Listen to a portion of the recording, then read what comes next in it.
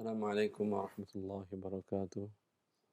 Alhamdulillah rabbil alamin wa bihi nasta'in wa nusalli wa nusallim wa nubarik ala nabiyyina Muhammadin wa alihi wa sahbihi ajma'in wa ba'du. Ikhwani wa akhwati fillah, para pemirsa Roja TV dan para pendengar di Roja yang dimuliakan oleh Allah Azza wa Jalla. Kembali kita melanjutkan pembahasan muamalat dari kitab Zadul Mustaqni' fi Ikhtisaril Muqni' yang sampai kepada perkataan mu'alif tentang ghasab, ya, tentang contoh-contoh tafri'at dari definisi ghasab, di mana sebelumnya mu'alif telah menjelaskan bahwa ghasab adalah istilah ada haqqil ghair qahran bi ghairi haqq, yaitu menguasai hak orang lain dengan cara paksa dan tidak untuk dalam suatu hak orang lain lagi, pihak ketiga umpamanya. Baik. Fadhal Syekh, taqra wa nistawla. بسم الله قال المؤلف رحمه الله تعالى وإن استولى على حر لم يطمنه وإن استعمله قرها أو حبسه فعليه أجرته. Dan apabila seseorang menguasai atas seorang yang merdeka, lam yatmanhu, maka dia tidak menjamin atau menanggung resikonya. Dan apabila dia mempergunakannya untuk sesuatu secara paksa atau menahannya, maka wajib baginya untuk mengganti ujrahnya atau upahnya. Wa anistawla ala hurrin, bila dia menguasai, merampas orang merdeka, lam yatmanhu, artinya orang ini ditahannya. Ketika orang itu datang ke rumah dia umpamanya, ditahannya dan dia tidak bisa berbuat apa-apa di rumah tadi, qadarullah jatuh sakit. Ya. Apakah dia wajib membayarkan si ghasib ini, si yang merampas ini, wajibkah dia membayarkan biaya berobat orang ini? Kata mu'alif, menurut mu'alif lam yatmanhu, dan ini mazhab Hambali, bahwa dia tidak menanggung risiko dari sebab itu. Tetapi wallahu ta'ala alam, bila sakitnya karena dia di ghasab tadi, karena dia dikuasai tadi, tentu orang tidak nyaman, tidak bisa bebas melakukan keinginannya, maka hukum asalnya adalah dia menjaminnya. Taib. Wa in ista'malahu kurhan aw habasahu fa'alaihi ujratuhu. Dan jika dia seorang yang menguasai tadi mempekerjakan orang yang merdeka dengan cara paksa, ya, au habasahu, atau dia penjarakan orang tersebut, fa'alaihi ujratuhu, maka orang yang menghalangi tadi wajib membayar upah dari orang ini, manfaatnya harus dibayarkan. Ya. Maka bila dia paksa seseorang karena satu dan lain hal, dia bisa menguasai orang itu bekerja mungkin di pabriknya, mungkin di perusahaannya, ya, maka selama itu, berapa lama dia tertahan di sana, dia wajib membayar upah atau gaji standar, upah dengan ujratul mithal. Au habasahu, atau dia menahannya. Dan termasuk dalam hal ini adalah dia menghalanginya untuk bekerja. Dia mengatakan umpamanya dia bagian security dan dia menghalangi seseorang ini untuk tidak bekerja, atau dia menutup toko orang ini atau mallnya, maka pihak yang menutup ini wajib membayar upah dari orang ini. Begitu juga menjelek-jelekkan nama orang seseorang, umpamanya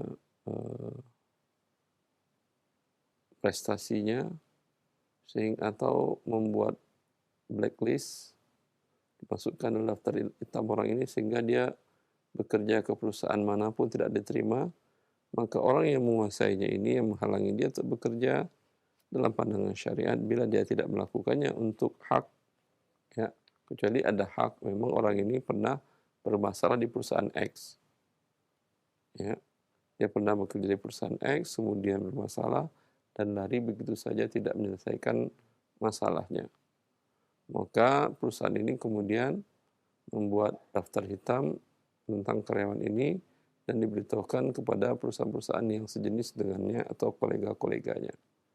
Ya, kalau ini bukan bagian dari ghasab, karena tadi ghasab adalah bighairi hak, kalau ini adalah bihaq, maka dia tidak wajib menanggung risiko. Tapi bila tidak, karena iri dan satu hal, sehingga orang tadi dimasukkan ke dalam daftar hitam dan dia tidak bisa bekerja atau bertransaksi dengan pihak yang lain, maka orang yang menguasainya, yang menghalangi inilah wajib membayar upahnya. Siapa yang memaksa? Tentu adalah qadhi dalam hal ini, yaitu penguasa. Terima kasih, Syekh. قال المؤلف رحمه الله تعالى: ويلزم رد المغصوب بزيادته وإن غرم أضعافه. Dan dilazimkan al-maghsub atau orang yang merampas mengembalikan barang rampasan, demikian juga tambahannya.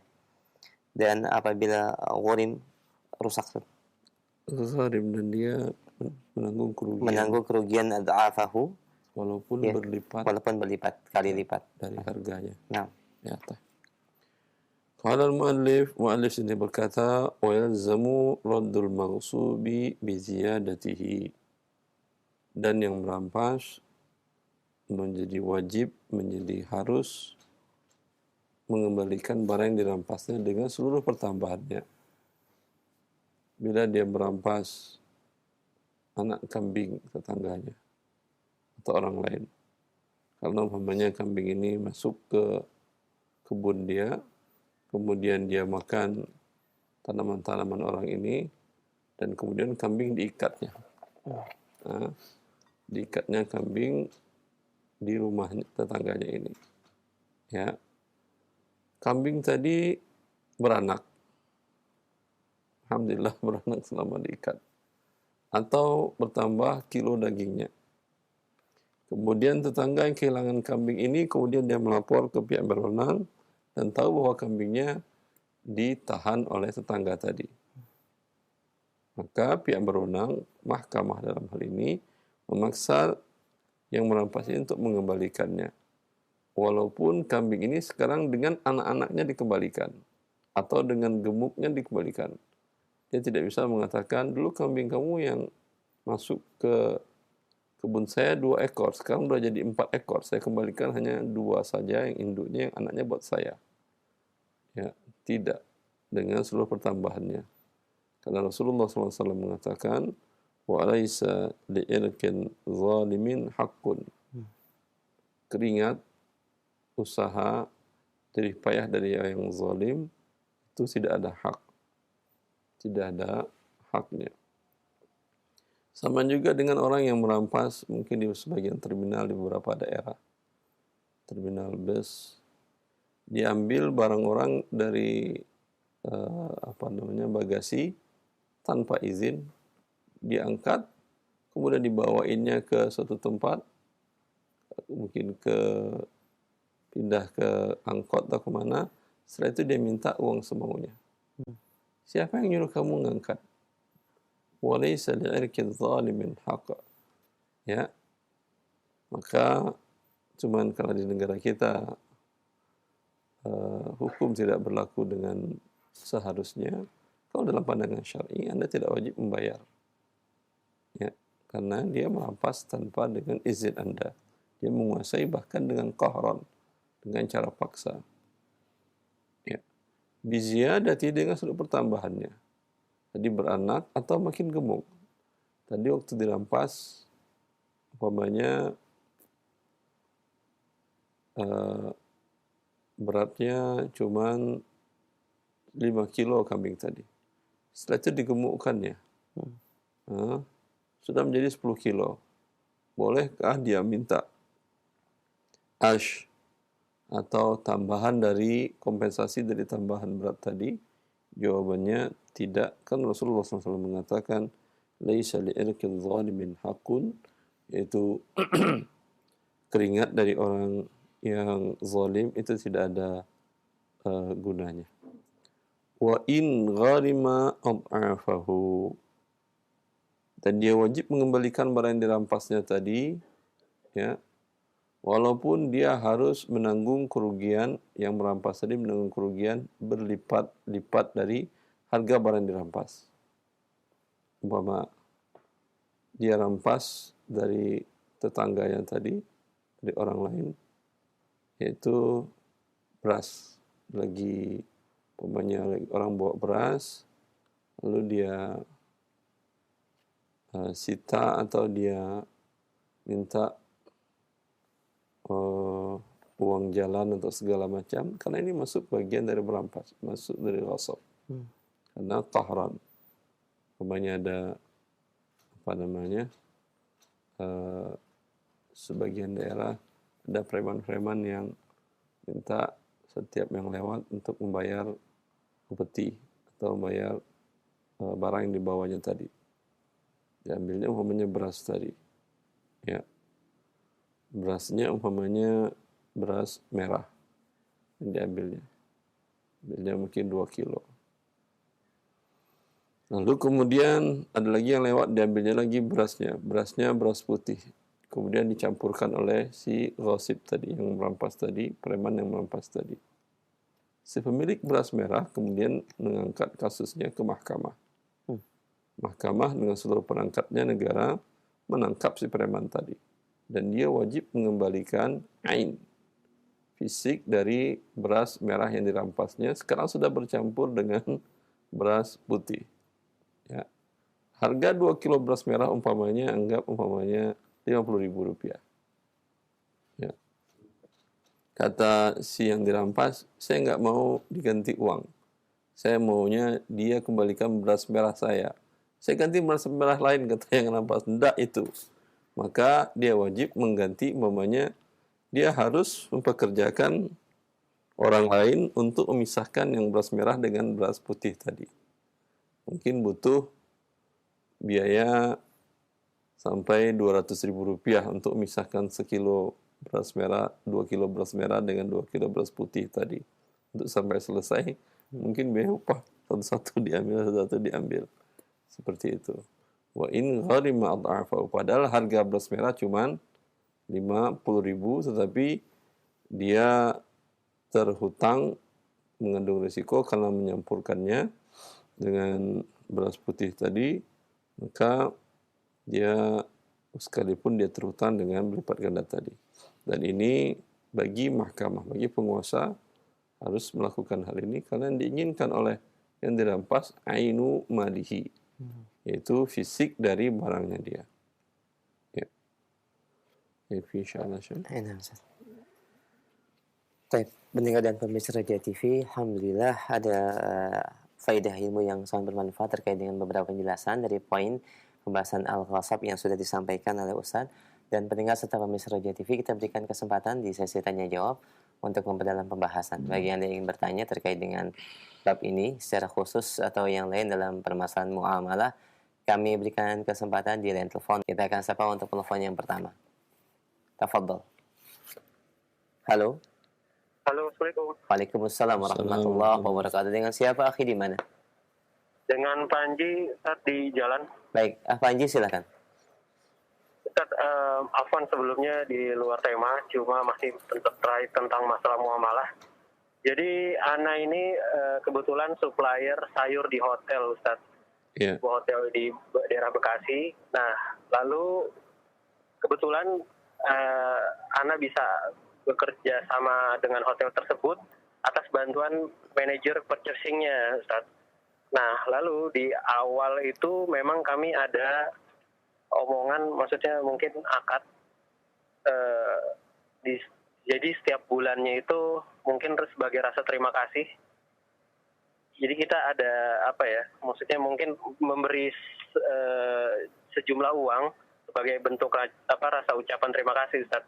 Nah, yang jadi pertanyaan, apakah hal tersebut dibolehkan, Ustaz? Kalau misalnya memang tidak dibolehkan, mohon solusi dari Ustaz. Barakallahu fikum. Allah barik fiik. Nah, Akhwani, wa jazakallah khair, barakallahu fik. Allah barik fiik. Iya, Panji, pertanyaannya, Anda memasukkan, mensuplai sayur-sayuran ke sebuah tempat hotel. Lalu pihak manajer meminta fee kepada Anda atau Anda memberikan fee. Apakah ini dibolehkan atau tidak? Ini yang dinamakan dengan riswah.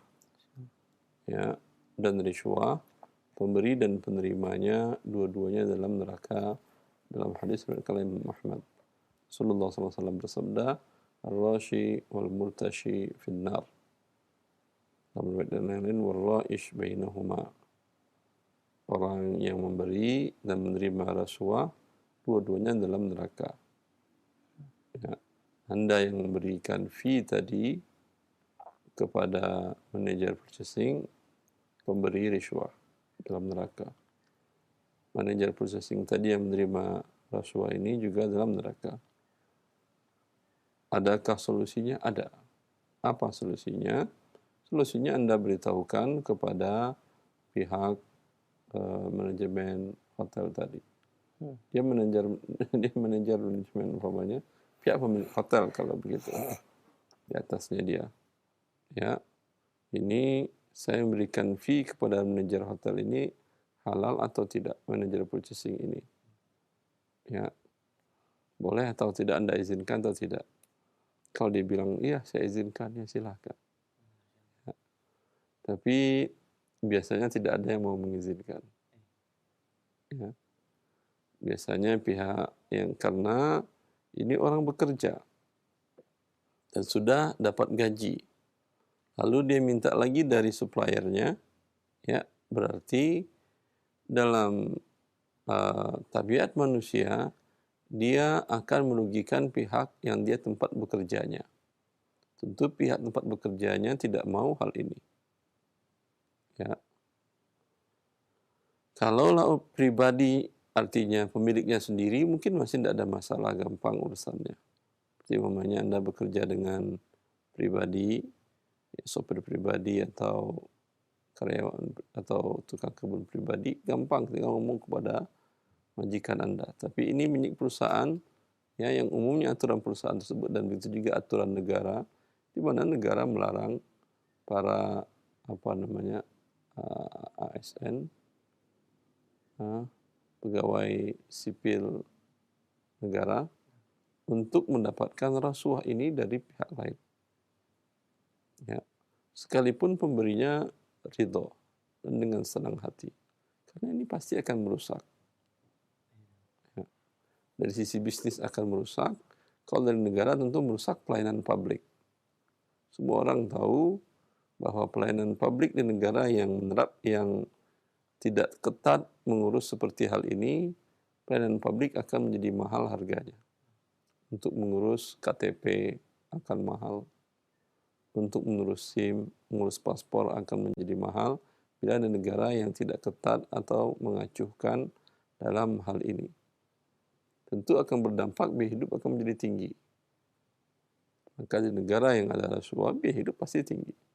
Karena barang untuk sampai ke tangan konsumen, ke tangan rakyat yang menggunakan, itu akan ada nilai-nilai pertambahan yang harus dimasukkan ke sana yang tidak jelas angkanya. Karena ada rasuah ini, rasuah itu, harus bayar fee ini dan fee itu. Ya. Tentu dalam kasus pemasok sayur tadi, pihak hotel pasti dirugikan. Pertama, ya, harga tentu sudah Anda perhitungkan bahwa fee itu Anda masukkan dalam harga jual. Karena kalau tidak Anda masukkan, berarti Anda akan rugi. Ya, satu. Kemudian, kalau Anda tidak akan masukkan karena takut kalah bersaing, berarti mutu tentu di bawah yang seharusnya. Karena kalau mutu berarti Anda akan rugi. Kalau mutunya sama dengan harga. Karena ada biaya untuk menutup ini. Maka otomatis tempat bekerjanya si manajer purchasing tadi yang mendapatkan fee tadi akan terzalimi dalam hal ini. Ya. Wallahu ta'ala a'lam.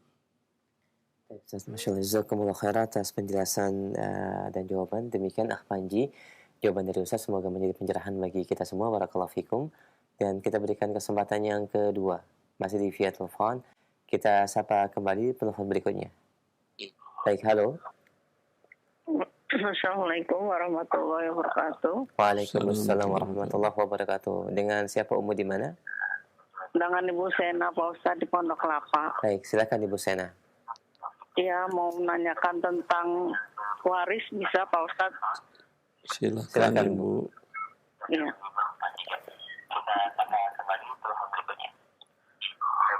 Mohon maaf Ibu Sena, sebelumnya dikecilkan dulu volume suara TV atau radionya, ada feedback. Juga monitor via telepon. Terima kasih. Ustadz, mau menanyakan tentang adik saya kan meninggal. Yang meninggal namanya siapa Ibu? Bapak Darsina meninggal. Tahun? Iya. Terus dia tahun? punya anak Pak Ustadz. Tahun berapa Ya. dia meninggal? Tahun kemarin Pak Ustadz, tahun 2019. Bulan apa ya, bulan Februari apa bulan, pokoknya tahun 2019 Pak Ustadz. Baik. Terus dia nggak punya anak, dia punya 1 orang anak angkat. Bagaimana dengan harta yang ditinggalkan Pak Ustadz? Mohon dijelaskan, dirincikan supaya saya paham. Syukuran Ustadz. Assalamualaikum. Anda boleh. Ibu, jangan ditutup. Halo? Itu saya nggak bisa menjelaskan. Ya, Jangan ditutup Ibu. baik. Ya. Pak Darsina wafat bulan Februari tahun 2019. Saat dia wafat, orang tuanya masih hidup atau sudah meninggal? Masih hidup. Orang tuanya hanya ibu aja. Ibunya masih hidup. Ya, Bapaknya dia sudah meninggal. Iya. Ibu masih hidup. Istrinya masih hidup waktu itu atau Istrinya masih. dan statusnya masih istri pada saat Pak Darsina wafat? Masih. Baik. Anak tidak ada anak. Tidak ada. Walau dari istrinya berapa? Satu?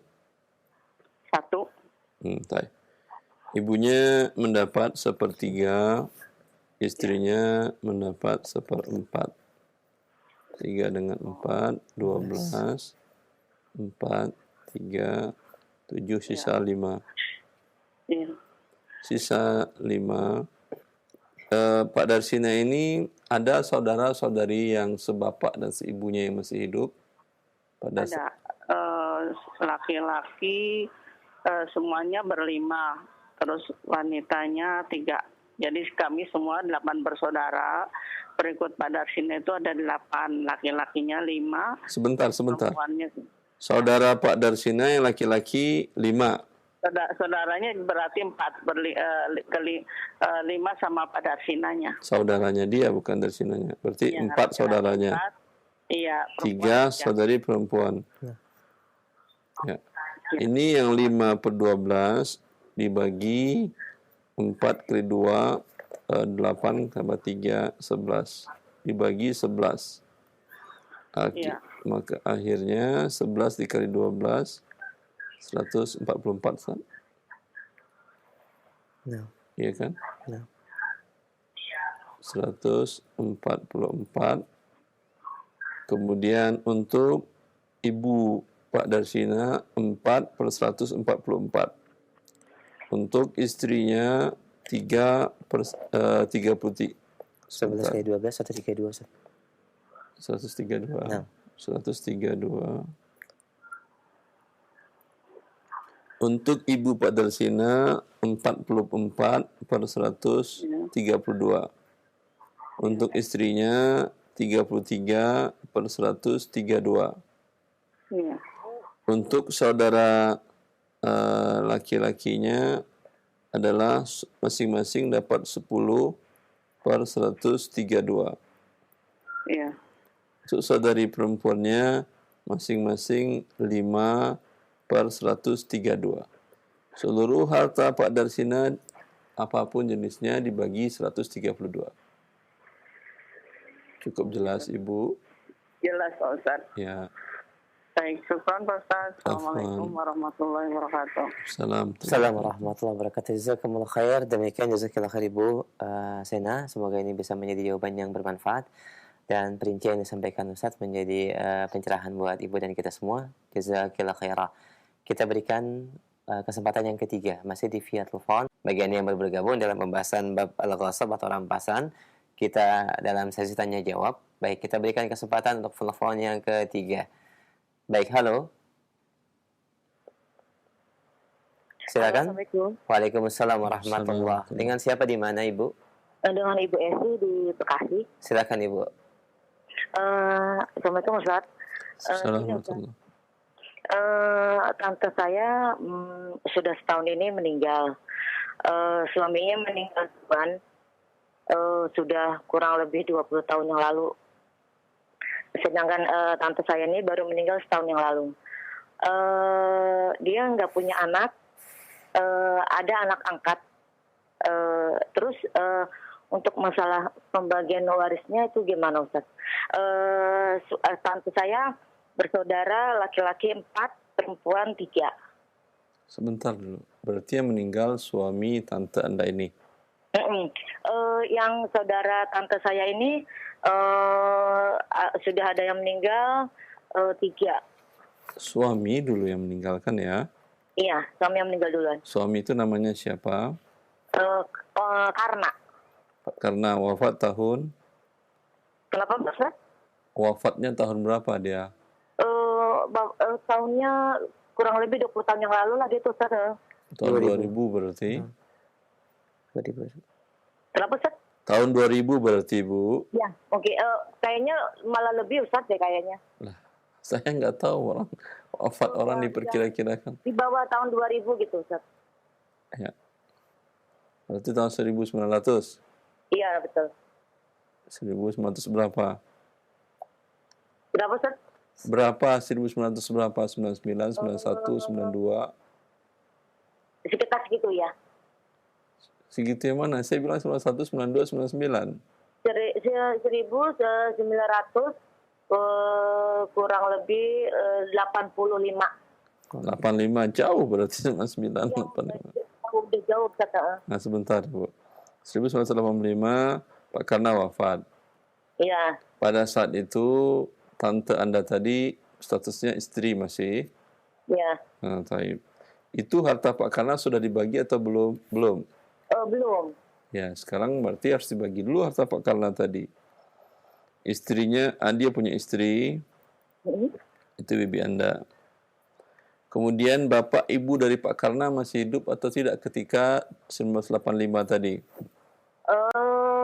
Sudah nggak ada. Bapak ibunya sudah wafat? Iya. Tidak punya anak? Tidak punya anak. Tidak punya anak. Tetapi istri dapat 1/4 dari harta Pak Karna ini. Kemudian saudara-saudari dari Pak Karna ada?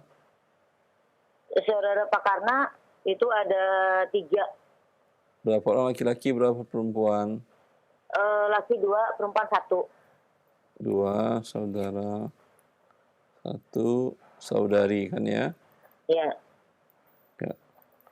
2, 5. Berarti hartanya dibagi 4. 1/4 untuk istrinya. Siapa nama istrinya ini, bibi Anda ini? Halo Ibu. Kenapa Ustaz? Namanya siapa? Nama Bibi. bibi itu siapa namanya? Istri Pak Karna itu siapa namanya? Neti. Neti. Bentar. 1, 3. Ibu Neti hanya mendapatkan 1/4 dari harta Pak Karna. Ya, kalau dibagi seluruhnya jadi 5 kali 4, 20. Kemudian 5/20. Kemudian 3, 6. Kemudian 3. Ya. Ibu Neti hanya mendapatkan 5/20 dari harta Pak Karna tadi. Ya. Sisanya 5 per berapa, Ustaz? per 20. 20 ya? Ya. Ya. Sisanya wajib dia berikan kepada saudara-saudari dari Pak Karna. Kalau mereka pun sudah wafat, kepada ahli warisnya. Sisanya berapa? 15/20 dibagi untuk dua orang saudaranya yang tadi masih hidup ketika Karna wafat. 6/20, 6/20, dan saudarinya 3/20. Jelas? Ya. Dari harta yang 5/20 ini harta Pak Karna ya, harta Bu Neti nggak dibagi. Dijelaskanlah, ditentukan dari harta Pak Karna tadi mungkin ada juga di sana saham istrinya, saham Bu Neti ketika membangun rumah. Berarti yang saham Bu Neti itu tidak dibagikan kepada saudara-saudari Pak Karna. Artinya dipisahkan dulu harta masing-masing. Jelas? Ya. Ketika Bu Neti wafat, maka harta Bu Neti yang lain ditambah dengan 5/20 dari harta Pak Karna ini yang dibagi kepada ahli waris Bu Neti. Ya. Ya. Ketika itu Bu Neti bersuami lagi atau tidak? Tidak. Ini wafatnya tahun berapa ini? 2000? Bu Neti wafatnya 2019. 2019. Suami tidak ada. Bapak, ibu dari Bu Neti masih hidup? Udah nggak ada. Sudah meninggal. Dan dia tidak punya anak? Ya. Ya. Maka saudara-saudarinya yang sebapak seibu dia masih ada yang hidup ketika 2019 tadi Bu Neti wafat? Masih ada yang hidup. Berapa orang laki, berapa perempuan? Perempuan 1, laki 3.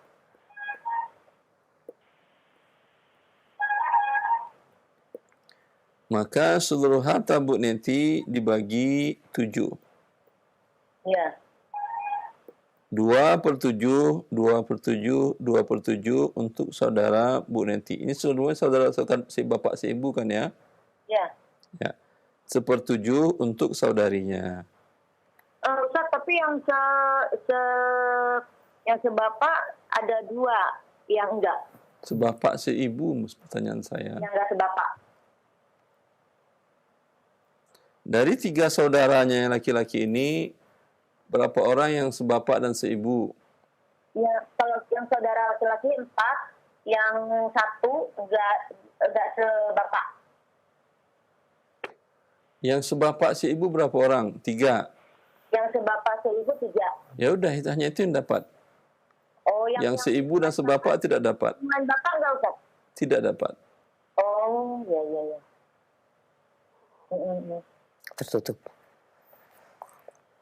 Cukup jelas Ibu tadi, Bu Erni? Halo Ibu, cukup jelas insyaallah? Iya. Baik, alhamdulillah kalau demikian. Barakallahu fiik wa jazakallahu khair atas pertanyaannya. Sudah dijelaskan secara terperinci oleh Ustaz terkait dengan pembagian dari harta waris Bapak Karna ya, yang wafat di tahun 1985. Kemudian istri dia, beliau di tahun 2019. Semoga penjelasan ini menjadi pencerahan buat Ibu dan keluarga. Barakallahu fikum. Baik, alhamdulillah kita berikan kesempatan yang berikutnya masih via telepon. Kita angkat kembali via telepon. Baik, halo. Silakan sudah masuk. Halo, Assalamualaikum. Waalaikumsalam warahmatullahi. Dengan siapa, Umu di mana? Dengan Umu Alfi di Riau. Baik, silakan Umu Alfi. Assalamualaikum Ustaz. Assalamualaikum warahmatullahi wabarakatuh. Begini Ustaz, suami Ana meninggal. Sudah 8 tahun yang lalu. Jadi ada meninggalkan harta. Harta itu pembelian waktu masih bujang sebelum menikah sama Ana.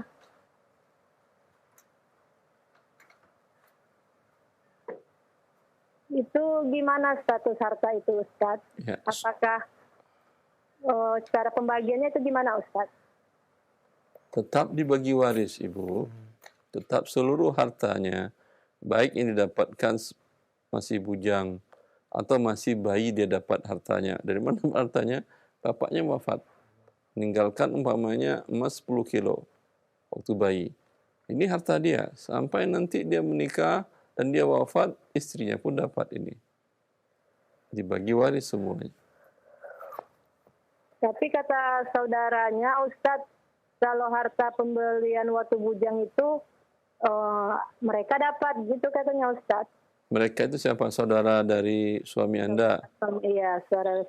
Seluruh harta suami Anda namanya siapa, Ibu? Namanya Firdaus. Kak Firdaus, wafat tahun 2018.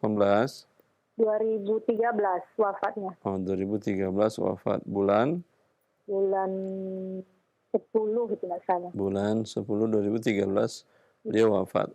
Pada saat dia wafat, ahli waris ada istri, kemudian bapak ibunya masih hidup.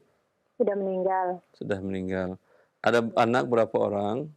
Anak 3. Berapa laki, berapa perempuan? 2 laki, 1 perempuan. 2 anak laki, 1 anak perempuan. Dalam kasus ini, istri dapat 1/8, sisa untuk anak laki dan perempuan. 8, 1, 7. Kemudian anak laki dapat 2 bagian, tambah 1, 5. Bagi 5, 5 kali 8, 40. 5 kali 1, 5. Laki-laki 14, anak perempuan 7. Jadi yang mendapat harta Pak Firdaus, semua harta dia, apakah sebelum menikah, apakah masih bujang dia dapat, apakah di masih bayi dia dapat harta, ya, itu semuanya dibagi hanya untuk istri 5/40, anak laki-lakinya masing-masing 14/40, dan anak perempuannya 7/40. Saudara-saudarinya tidak mendapat harta warisannya, terhalangi oleh anak laki-laki. Begini ketentuan Allah Azza wa Jalla dalam kitabnya. Sampaikan baik-baik kepada saudara atau ipar Anda tadi bahwa tidak ada haknya di sini. Ya. Dan 2 anak laki-laki ini sudah balik atau belum? Semua anak saya Ustadz masih masih sekolah semua, jadi masih. Sudah balik atau belum? Yang waktu meninggal belum pada balik, tapi sekarang udah balik, sudah Ustadz 2, yang 1 belum. Kalau yang balik ini ingin membagikan sebahagian hak waris mereka kepada paman mereka, yaitu saudara-saudari dari Pak Firdaus, itu haknya dia. Karena dia sudah balik. Kalau dia tidak ingin membagikan, itu pada dasarnya adalah haknya dia, maka dia tidak wajib memberikan kepada siapapun juga. Macam sekarang kan Ustaz, mereka masih dalam semua pembiayaan kita gitu Ustaz ya. Apa itu harus dibagi langsung Ustaz? Haknya dia minimal diberitahukan. Gitu. Kamu punya hak sekian 14/40 dari harta bapakmu yang wafat, Pak Firdaus. Kamu mendapatkan 7/40 dari hartanya. Ya, ini hak kamu. Kamu ingin sekolah nanti atau ingin berdagang atau ingin berbisnis, ya, silahkan diambil harta tadi. Tapi kalau untuk hal-hal yang tidak berguna, ya, tidak halal bagi kamu menggunakan harta untuk hal yang tidak berguna. Umpamanya sekedar anak muda untuk melampiaskan keinginan untuk lihat teman-teman pakai motor, dia ingin pakai motor juga, padahal tidak ada kepentingan keharusan. Karena masih bisa dijalani kehidupannya dengan naik angkot umpamanya. Ya. Maka hak orang tua, ya, istri yang menguasai harta tadi untuk tidak memberikannya kepada dia. Karena bila diberikan akan memudaratkannya. Tapi kalau diajar anak tadi berdagang, diambilkan dari hak sahamnya tadi umpamanya 2 juta, cobalah kau dagang, ya, bawa beli barang atau diolah, dijual. Dilihat sekali 2 kali, kalau beruntung silahkan serahkan semua harta kepada dia.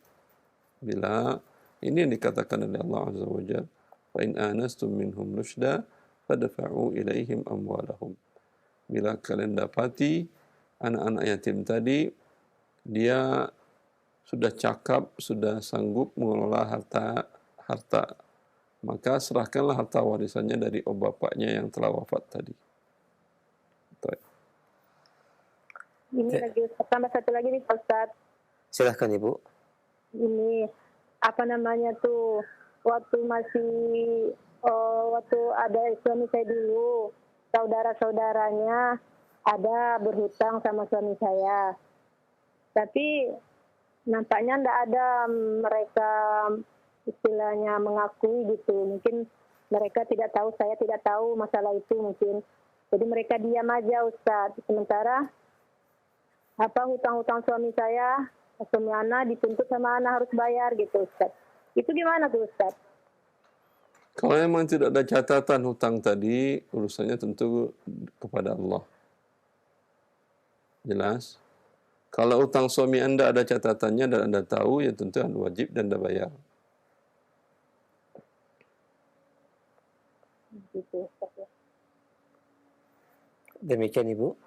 Iya. Baik, alhamdulillah sudah cukup jelas insyaallah ya dua pertanyaan yang dijawab oleh Ustaz. Demikian. Baik, barakallahu fiik wa jazakillahu khairan. Demikian Ibu dan pendengar serta pemirsa Roja TV, kita berikan kembali pertanyaan via telepon sebelum kami angkat dari pesan singkat. Kita sapa penanya berikutnya. Baik, halo. Iya, silakan sudah masuk. Halo. Iya, ahlan akhi, dengan siapa di mana? Assalamualaikum. Waalaikumsalam warahmatullahi. Dengan siapa di mana? Dengan Iskandar dari Bandung. Silakan Pak Iskandar. Ini Ustaz, saya itu bernazar ya.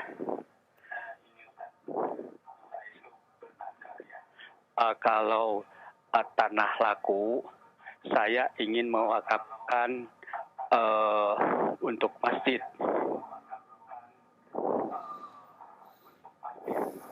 Nah, sedangkan sampai saat ini pengurusan surat-suratnya belum selesai. Dan mungkin kalau dijual pun akan lama. Nah, ini sudah berlangsung lama sekali.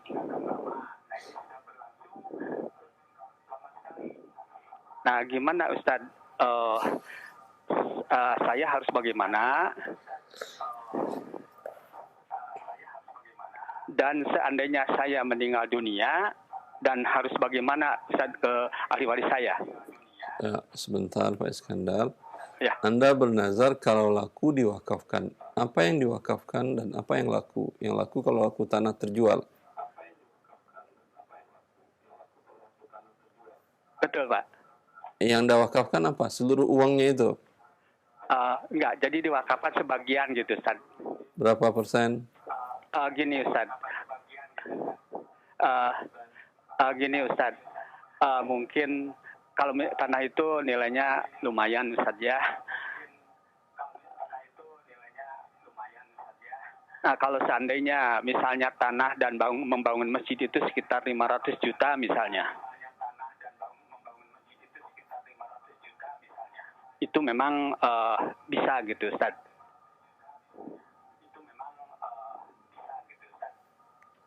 Saya tidak paham pertanyaan Pak Iskandar. Coba saya ulangi lagi. Anda berapa persen dari harga penjualan nanti yang akan Anda nazarkan untuk wakaf? Oh, mungkin sekitar 5% itu saja. Sekitar 5%. 5% misalnya dari tanah terjual. Dari harga tanah terjual, Anda wakafkan 5% bentuk rupiah. Ya. Untuk apa guna rupiahnya ini?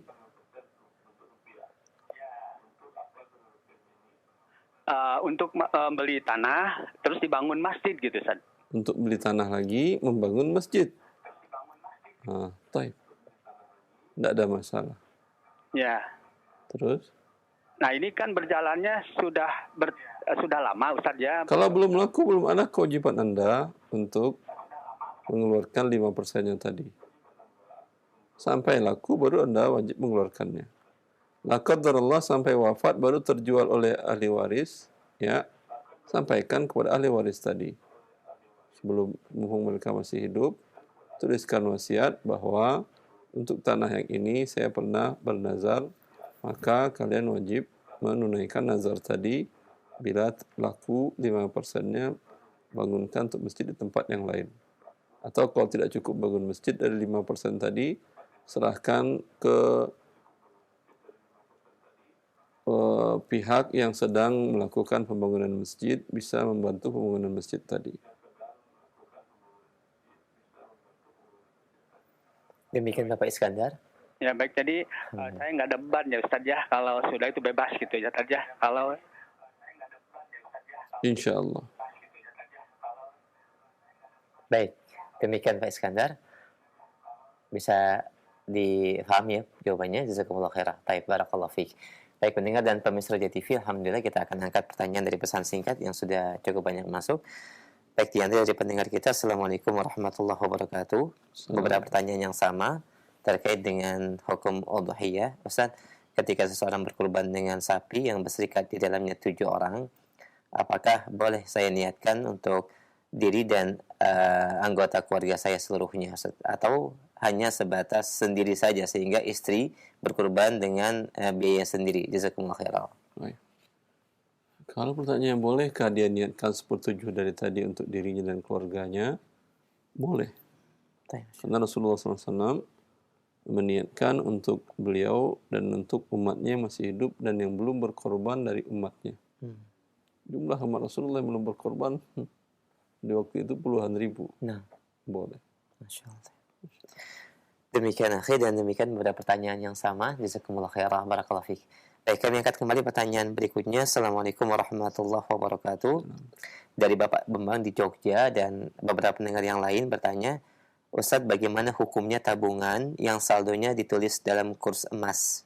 Jazakumullah khairan. Allah barik fiik. Tabungan yang ditulis dalam kurs emas, yang diserahkan emas atau rupiah.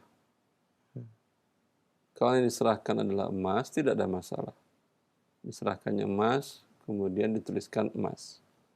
Tapi kalau diserahkannya rupiah, ditulis emas, ya, di sini berarti terjadi jual beli rupiah dengan emas. Tunai atau tidak, ya. Kalau fisiknya bisa diambil, berarti boleh. Sama seperti Anda punya 2 rekening, punya rekening dolar, punya rekening rupiah. Lalu Anda masukkan rekening rupiah, Anda minta untuk ditransferkan ke rekening dolar dengan kurs pada saat itu. Itu boleh. Karena di saat itu juga yang rekening dolar tadi Anda tarik dolar bisa. Tapi kalau rekening emas ini Anda tarik emas, bisa atau tidak? Mau tariknya kemana? Ya. Maka bisa, bila dan kalau ditarik emas harus ada dikenakan biaya tambahan, maka berarti belum terjadi tukar menukar emas dengan rupiah dengan yadan biyadin, maka ini mengandung unsur riba. Wallahu ta'ala a'lam. Masya Allah, Ustaz. Jazakumullah khairan atas penjelasan dan jawabannya. Demikian pendengar di Bapak Bambang di Jogja dan yang lainnya. Semoga ini bermanfaat. Jazakumullah khairan. Baik, kami angkat kembali pertanyaan berikutnya masih dari pesan singkat. Ya, Assalamualaikum warahmatullahi wabarakatuh. Ustaz, mohon penjelasan terkait dengan tunjangan hari raya. Ya, baik, kita akan sampaikan bagaimana jika pemberian tunjangan hari raya kepada pegawai dibayarkan dari uang zakat mal, Ustaz, dari Abu Daka di Palembang. Tunjangan hari raya dibayarkan dari zakat mal. Ya. Ini 2 hal yang berbeda. Ya, THR itu yang mewajibkan pihak Departemen Ketenagakerjaan. Zakat yang mewajibkan Allah. Maka 2 in 1 dalam hal ini tidak boleh. Gabungin niat. Menggabungkannya tidak boleh karena dia 2 hal kewajiban yang berbeda. Masya Allah. Ya. Kalau Anda bayarkan zakat untuk hal tersebut, Anda niatkan zakat, tentu hak Allah Anda zalimi. Ya. Kalau maka dalam hal ini wallahu ta'ala alam, tetap Anda bayarkan tunjangan hari rayanya karena ini diwajibkan oleh Departemen Ketenagakerjaan. Ketika Anda ada zakat, ya, setelah tunjangan hari raya Anda bayarkan, dan masih ada beberapa karyawan yang kehidupannya dari gaji dan tunjangan raya sepertinya dia masih kurang untuk biaya hidupnya, ya, karena satu dan hal mungkin yang ditanggungnya banyak, ada istri, ada orang tua, ada mertua, ada anak-anak, ada adik ipar, ada adik-adik. Alhamdulillah, ya. Sehingga biaya itu pun kurang untuk hari raya dan setahun ke depan kebutuhan. Ini Anda sebagai pemilik perusahaan boleh menyalurkan zakat kepada karyawan Anda. Anda hitunglah, dia sudah ada gaji, sudah ada tunjangan raya, sudah ada bonus semuanya, pendapatannya setahun sekitar umpamanya 300 juta rupiah. Tapi yang harus dia keluarkan 500 juta rupiah. Karena ada tadi mertua, ada adik-adik dan ipar yang dia tanggung biaya hidupnya. Maka Anda sebagai muzaki, pemilik perusahaan boleh menutupi 200 juta tadi dari zakat. Anda setorkan, Anda bayarkan lagi, ini tunjangan hari raya, sekian, ini 200 juta zakat. Anda mungkin akan bilang, Ustaz, nanti pegawai yang lain ngamuk. Hah? Loh, dia dapat bonusnya, tunjangan rayanya, kok dapat 200 juta? Kami cuma dapat 10 juta sebulan gaji. Itu bukan tunjangan hari raya, bukan bonus, itu adalah haknya dia yang Allah tentukan dalam harta Anda. Anda sebagai pemilik perusahaan katakan kepada karyawan yang lain, kalau kalian ingin dapat juga uang 200 juta seperti dia, silahkan bapak ibu kalian dan mertua kalian tinggal dengan kalian, adik-adik kalian, ipar kalian tinggal dengan kalian, kalian tanggung nafkah semuanya, nanti kalian bisa dapat juga seperti itu. Masya Allah. Masya Allah, barakallahu fiik, Ustaz. Demikian pendengar yang bertanya ya terkait dengan masalah tunjangan hari raya dan zakat amwal. Cukup jelas insya Allah, dan semoga jawabannya bermanfaat buat antum. Barakallahu fiik. Kami angkat kembali pertanyaan berikutnya masih dari pesan singkat. Baik, terkait dengan pembahasan kita pagi ini. Assalamualaikum warahmatullahi wabarakatuh. Terkait dengan rampasan, Ustaz, keluarga mengambil sebagian daripada harta ayah pada saat beliau hidup. Dengan keluarga mengambil harta ayah. Iya. Keluarga itu maksudnya? Yang baik di sini ada kami sempurnakan keluarga dari ayah, yaitu paman saya berarti saudara laki-lakinya. Saudara ayah mengambil harta, sebagian harta bapak pada saat dia hidup dalam keadaan bapak sakit, Ustaz, dan mengambil dengan alasan melunasi hutang yang saya ketahui nilainya berlebih. Artinya ayah Anda punya hutang kepada saudaranya. Pada saat ayah Anda sakit, saudaranya ini mengambil harta ayah Anda lebih dari nilai hutang yang dibayarkannya, yang diberikannya. Terus, bagaimanakah hukumnya saya menuntut hak kami sebagai ahli waris? Dan manakala kami sampaikan kepada yang lainnya, mereka tidak mampu karena kelemahan dan karena kelemahan mereka terhadap paman. Jazakumullah khair. Allah barik fiik. Anda lemah, keluarga Anda lemah, tapi ada yang maha kuat, Allah Jalla fi'ula, pemilik langit dan bumi. Ya, semua perintahnya terhadap alam semesta ini bainal kaf wan nun, antara kaf dan nun kun. Masya Allah. Tidak ada jarak. Dengan ucapan Allah Azza wa Jal kun, semua terjadi. Apa yang Anda takutkan hidup di dunia ini, bila berlindung dan menyerahkan seluruh urusan kepada yang maha kuat, pemilik langit dan bumi, Allah Jalla fi'ula. Maka dalam kasus seperti ini, atas dasar apa paman tadi mengambil lebih? Masya Allah. Itu yang penting dipelajari.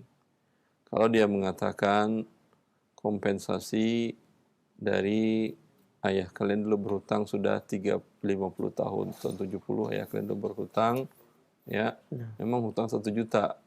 Tapi sekarang kalau dibayar 1 juta tidak bisa. Ya. itu boleh dia ngambil berlebih dari 1 juta. Jelas, dikonversikan dengan emas tahun 70.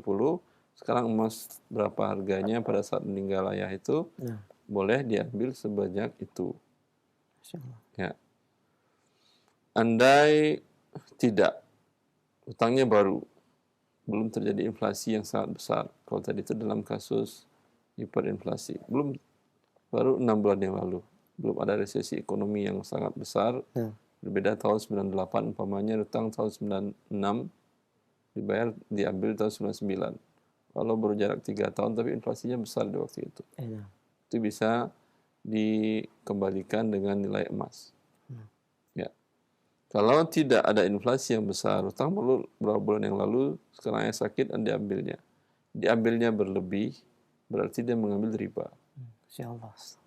Ya, dia mengambil riba. Anda kan juga tidak mau paman Anda sudah berbuat baik kepada ayah Anda dan saudaranya dia dimasukkan Allah ke dalam neraka karena riba yang diambilnya. Ya, ingatkanlah paman tadi, ya, karena riba akan menghancurkan pelakunya di dunia dan di akhirat. Anda dia tidak mau, ya apa boleh buat tadi? Anda adukanlah kepada yang maha kuat, Allah Jalla fi'ula, untuk mengambilkan hak Anda tadi. Wallahu ta'ala a'lam. Masyaallah. Terima kasih barakallahu fiik wa jazakumullah khair Ustaz. Demikian pendengar dan pemirsa Roja TV yang bertanya terkait dengan pengambilan hak yang berlebih dari paman. Semoga ini bermanfaat, ya, faedah yang sangat bermanfaat dari jawaban Ustaz. Jazakallah khair. Kami masih akan pertanyaan dari pesan singkat. Assalamualaikum warahmatullahi wabarakatuh. Baik, pertanyaan terkait dengan hak waris. Ustaz, ayah saya memberikan sebuah wasiat agar harta warisnya dibagi sama rata antara anak laki-laki dengan anak perempuan, dengan pertimbangan anak perempuan selama ini memiliki jasa yang lebih besar dari anak laki-laki karena membantu perekonomian keluarga. Dan bagaimana hukumnya Ustaz terkait dengan wasiat ini? Apakah wajib kami tunaikan? Jazakumullah khairan. Ini wasiat tidak wajib ditunaikan karena wasiatnya menentangi nas Quran. Lidzakari mislu hadzil unsayain. Allah mengatakan yusikumullah fi auladikum lidzakari mislu hadzil unsayain. Allah mewasiatkan. Tadi orang tua Anda mewasiatkan, manusia mewasiatkan, Allah mewasiatkan, dan bertentangan wasiat keduanya. Allah mewasiatkan anak laki-laki 2 bagian. Manusia mewasiatkan anak laki-laki 1 bagian sama dengan anak perempuan. Ya. Tentu sadar diri sebagai makhluk. Jangan tentang Khalik, pencipta kita. Ya. Kalau Anda inginkan kebaikan pada orang tua Anda, jangan lakukan, jangan eksekusi wasiat orang tua Anda tadi. Kecuali setelah dibagi 2:1, laki-laki 2 bagian, perempuan 1 bagian, kemudian anak laki-laki ingin menghibahkan sebagian warisan kepada saudari perempuannya atau anak perempuan, alhamdulillah, tidak ada masalah. Baik, Masya Allah, jazakumullah khair Ustaz. Demikian pendengar yang bertanya, jazakumullah khairah. Baik, kami angkat pertanyaan kembali, satu pertanyaan dari pesan singkat sebelum kami terima dari telepon. Ada beberapa pertanyaan yang sama terkait dengan jual beli emas Ustaz. Saya mohon penjelasan terkait dengan pembelian emas di outlet atau tempat menjual emas. Ketika saya beli emas kepada penjualnya, akan tapi saya membayarnya secara transfer Ustaz. Apakah ini diperbolehkan? Dan apakah harus tunai, yaitu dalam bentuk fisik uang saya berikan? Jazakumullah khairan. Allah barik fiik. Yang disepakati oleh para ulama dunia di bawah Majma' al-Fiqh al-Islami bahwa serah terima itu bisa dengan serah dan harusnya serah terima fisik dan bisa juga dengan pencatatan pembukuan di keuangan bank, pemindah bukuan atau transfer. Bila pemindah bukuan sudah terjadi, sudah masuk di catatan rekening si penjual emas, berarti seketika itu juga Anda terima emas. Kalau transfernya belum masuk, belum terjadi serah terima uang, maka Anda belum boleh beranjak dari tempat itu membawa emas. Ya. Khair, alhamdulillah. Jelas sekali, jazakallah khair. Demikian pendengar yang bertanya, barakallahu fiik. Kami berikan kesempatan kembali via telepon bagi Anda yang bertanya. Bagi para pendengar dan pemirsa yang mungkin baru bergabung, dalam pembahasan Al-Ghasab atau rampasan. Kita sapa kembali penanya berikutnya. Baik, halo. Halo, Assalamualaikum. Waalaikumsalam warahmatullahi. Dengan siapa di mana? Dengan Ibu Yesi di Bukit Tinggi. Baik, silakan Ibu Yesi. Assalamualaikum Ustaz. Assalamualaikum warahmatullahi wabarakatuh. Ustaz, ini kalau di orang Minang ini Ustaz, kalau orang dahulu-dahulu Ustaz, itu ada hukum pagang gadai sawah itu Ustaz ya. Kalau orang tua dahulu. Kalau sekarang orang tuanya sudah meninggal, terus orang pemilik sawah yang lama Ustaz, yang pagang gadai sama orang tua kita, mengembalikan uang yang pernah pinjam sama orang tua kita, dan orang tua kita selama dia meminjamkan uang tersebut memanfaatkan sawah tersebut, dan sekarang ketika orang tua sudah meninggal, sawah tersebut uang dari sawah yang dipinjam sama orang tua kita dikembalikan yang meminjamkan oleh orang punya sawah ya, dikembalikan, sudah kita terima. Bagaimana hukum uang tersebut Ustaz? Apakah itu uang halal yang kita terima atau gimana Ustaz? Boleh kita memakai uang tersebut untuk kita bagi dengan ahli waris yang lain, dengan saudara-saudara yang lain, atau uang tersebut maksudnya kehalalan uang tersebut Ustaz? Ya. Sebentar, berapa lama sawah itu di tangan orang tua Anda? Sudah puluhan tahun Ustaz. Berapa lama itu? Jelas angkanya 30 tahun, 31, ya. 35, 41 begitu Ibu. Ya. Berapa lama? 30 tahunan, sekitar 30 tahunan. 30 tahunan. Sewa sawah itu kalau per bulan kira-kira berapa? Kalau di sana dulu pinjamnya emas atau rupiah? Rupiah Ustaz. Rupiah berbentuk emas bulat itu Ustaz. Emas berarti kan, bukan rupiah. Ya, emas Ustaz. Bukan uang kartal, emas. Ya. Sewa sawah itu per tahunnya berapa emas? Kira-kira per tahunnya kira-kira mungkin harga sekitar agak 1 juta atau 2 jutaan Ustaz. Berapa emas? Kan kita ngitungnya dengan emas karena orang tua Anda kan pinjam emas. Iya, pinjam emas. Ya, berapa emas? Mungkin 1 emas mungkin Ustaz. 1 emas per tahun. Iya. Dikali tadi 30 tahun. Iya. Berarti 30 emas. Iya. 30 emas itu 1 emas kan 2,5 gram kan ya? Iya, iya. 2,5 gram dikali 30. Berapa Ustaz? Berarti 70. 2,5 gram dikali 30. 75. Berarti 75 gram. Ya. Emas yang dipinjam orang tua, yang dipinjamkan orang tua Anda kepada mereka berapa emas? Itu 30 emas. 30 emas berarti dah lunas. Oh ya, jadi maka ketika emas itu diberikan oleh mereka, itu adalah riba. Oh, okay. Ya. Anda berikan kepada mereka lagi, tolak, jangan diterima, ambillah sawahnya lagi. Ini udah selesai. Ya, selama ini orang tua saya kan nggak bayar uang sewanya, ya, dan ini sudah selesai urusannya, ambil untuk kalian. Kalau tetap mereka nggak mau nerima, saya nggak mau nerima segala macam. Berarti ini hibah atau hadiah dari kalian ya. Kalau hadiah kami terima. Jelas. Tapi kalau sebagai pembayar hutang, kami tidak mau orang tua kami dimurkai Allah sekarang di dalam alam barzakhnya. Oh, jadi kalau seandainya orang itu ya Ustadz tidak mau juga menerima, umpamanya ada kerelaan gitu, berarti kita tidak wajib, tidak boleh menerimanya Ustadz. Itu yang riba ya Ustadz ya. Anda sampaikan dulu. Ya. 75 gram kan lumayan harganya. Kalau mereka tetap ikhlas, ya, bilang ini kami sudah mengikhlaskan yang 75 gram yang dipinjam orang tua kalian dari orang tua kami, karena sudah dibayar sebetulnya oleh orang tua kalian dalam bentuk sewa sawah selama ini. Ya. Jelas? Tapi kata kami nggak enak, nggak senang. Kalau hibah kami terima. Kalau kalian hibahkanlah yang 75 yang sekarang ini kami terima. Tapi kalau sebagai pembayar hutang, hutang sudah lunas. Kami tidak mau orang tua kami dimurkai Allah karena berbuat riba. Iya.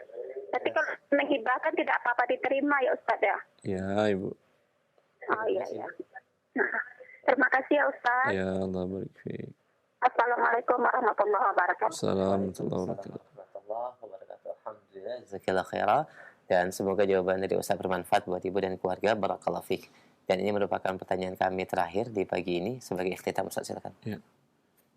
Ikhwani wa akhwati fillah, bagian dari bentuk berbuat baik kepada orang yang telah meninggal adalah mendoakannya dan anak-anaknya melakukan amal soleh, dan seluruh keterkaitan harta hutang piutangnya tentu diselesaikan dengan secara syar'i.